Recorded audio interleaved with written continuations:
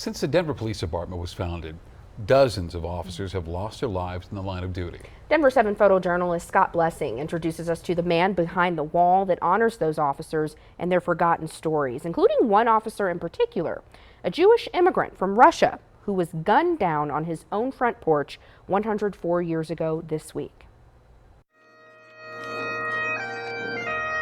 Today we remember him as we dedicate this street sign as a small token of our appreciation. 104 years ago today, at this time, Officer Klein had been killed. Although many years have passed since his unfortunate line of duty death, and has been many years for us to learn of his actions, we remember.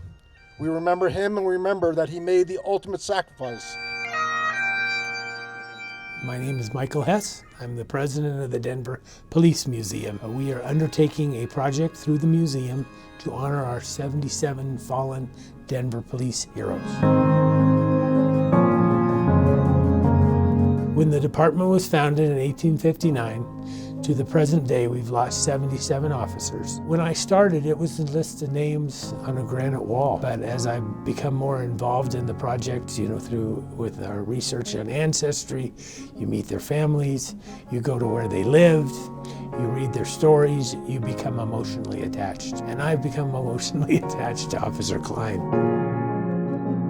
George Klein is that he was a very devoted young officer. He was family that immigrated from Russia at a young age. The Jewish community here was quite small in the late 19th century, but it grew exponentially in the first decades of the 20th century. The Eastern European immigrants settled mostly on the west side. And kind of taken hold, and their cultures kind of drove those communities. And it was unusual for Jews to go into policing at the time. He was a very grateful American, having come from Russia, and I'm assuming that one of the motivations for him to become a policeman was his appreciation for his adopted country and patriotism. Being a member of the Jewish community and being a police officer in Denver at that time was very difficult. That was the period where the Klan was coming to power. Confident that he faced some challenges on that side. By 1919, he's in charge of the bootleg squad. Prohibition was repealed in 1933. Within that 20-year window,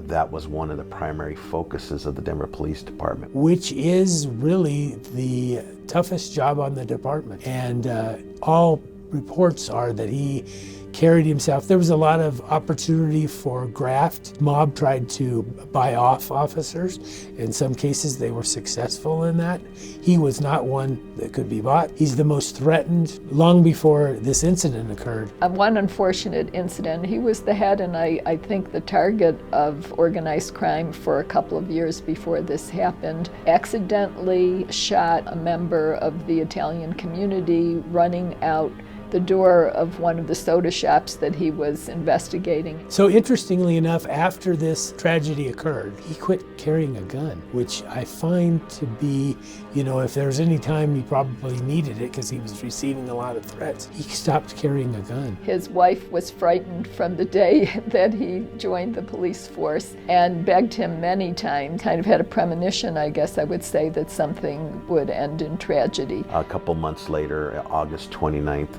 1919, while he was arriving home after a shift, entering his home, gunmen arose out of the bushes and shot him. Probably a revenge crime. His His wife said that she every night, would wait to hear him come home. He died in her arms, and he told her, they got me, dearie. Importance of these signs is that 104 years later, we're standing at that location and we're still saying those officers' names. And the people that perpetrated this crime are forgotten.